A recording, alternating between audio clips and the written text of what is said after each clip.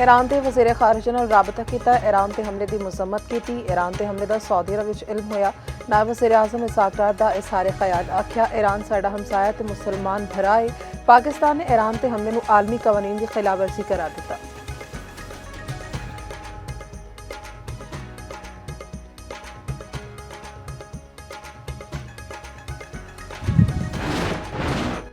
अफगान तालिबान रजीम के खिलाफ पाकिस्तान का ऑपरेशन गज़ब हक। अफवाज पाकिस्तान की ज़मीनी ते फ़िज़ाई मौसर कार्रवाइयां जारी। अफगान सूबा नंगरहार विच कामयाब फ़िज़ाई कार्रवाई। खोगानी बेस्तबाह सिक्योरिटी ज़राए के मुताबिक पाक अफवाज के जवाबी हमले विच अफगान तालिबान ते फितना खारिज नूं हर मुहाज ते भरपूर पिसपाई का सामना। ऑपरेशन गज़ब हक अपने अहदाफ हासिल होने तक जारी रहेगा।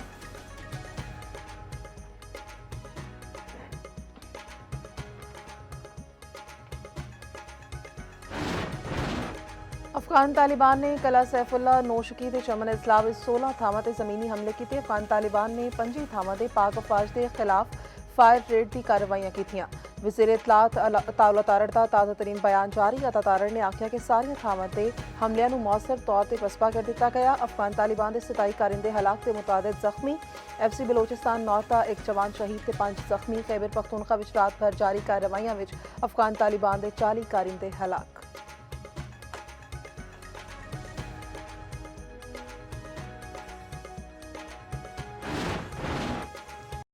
वज़ीर आज़म शहबाज शरीफ नाल पीपल्स पार्टी के वफद की मुलाकात। सियासी सूरत हाल पार्लियामेंट कानून साजी तो मुतालिक उमूर ते गलबात। ज़राए के मुताबिक वफद ने वज़ीर आज़म नूं हुकूमती कानून साजी के तहफ़्फ़ुज़ात तो मुतालिक आगाह किया। वज़ीर आज़म की कानून साजी के अमल विच इत्तेहादी जमात नूं एतमाद विच लैण की हिदायत।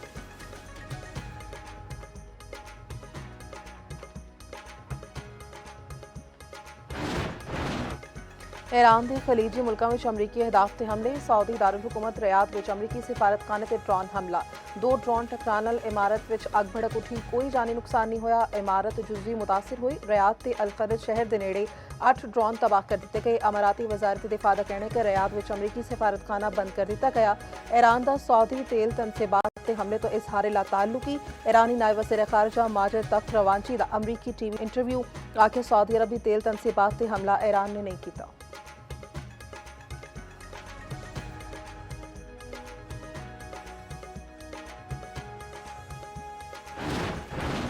मुत्तहिदा अरब अमारात में अमरीकी अड्डियां ते ड्रोन्स ते मिसाइलों का हमला। अमाराती वज़ीर दिफा का कहना है कि ईरान तो आने वाले मिसाइलों का मुकाबला कर रहे हैं। कतरी वज़ारत दिफा के मुताबिक ईरान के 101 बैलिस्टिक 3 क्रूज मिसाइल ते 39 ड्रोन दाखिल हुए ने। 3 क्रूज 98 बैलिस्टिक मिसाइल ते 24 ड्रोन फिजा विच तबाह कर दिए गए। बहरीन में अमरीकी फिजाई अड्डे ते 20 ड्रोन्स ते 3 मिसाइलों नाल हमला। कमांड एंड हैडक्वार्टर्स की इमारत को निशाना बनाने का दावा। कुवैत में अमरीकी सिफारतखाना गैर मुअय्यना मुद्दत लई बंद।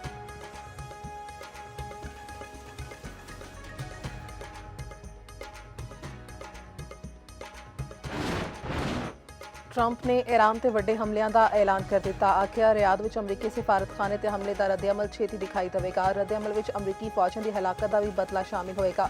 अमरीकी वज़ीर खारजा मार्को रूबियो का कहना है कि ईरान ते सख्त हमले होना हाले बाकी ने। ईरान ते पेशगी हमला ना करदे तां साडा नुकसान बहुत वध हुंदा। अमरीकी नायब सदर जेडी वेंस ने आख्या कि किसी इंज के तनाज़े विच दाखिल नहीं होवांगे जेड़ी बरसा जारी रहे।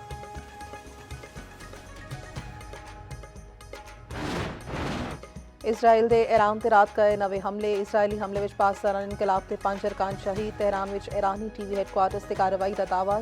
सरकारी नशरियाती हैडक्वार्टर्स के नेड़े 2 धमाके सुने गए। ईरानी फौजी हैडक्वार्टर्स के ओल्ड पार्लियामेंट के हमले। ईरान में शहादतां की तादाद 555 हो गई। आयतुल्ला खामनाई की जख्मी अहलिया भी शहीद हो गई।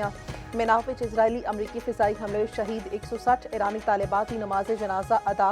इज्तिमाई नमाज जनाजा विच ईरान भर तो लोगों की वड्डी तादाद की शिरकत।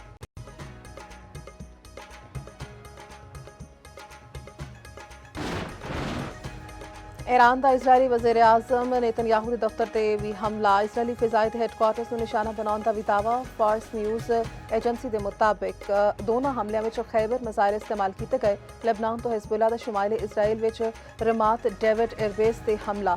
मुतअद्दिद ड्रोन्स नाल रडार ते कंट्रोल रूम में निशाना बनाया गया। इसराइल के बेरूत जनूबी ते मशरकी लेबनान विच फिजाई हमले। इसराइली हमले विच 50 तो वध लेबनानी शहीद, 150 तो वध जख्मी हो चुके।